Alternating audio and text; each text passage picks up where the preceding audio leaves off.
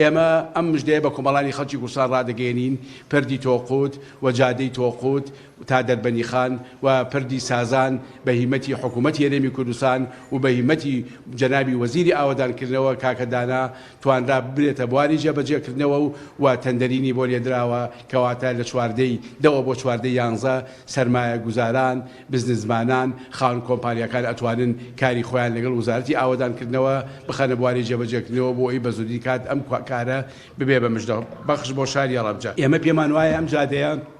یا ئەم پرۆژەیە هەم تەبادولی بازرگانی لە کۆماری ئیسلامی ئێران کە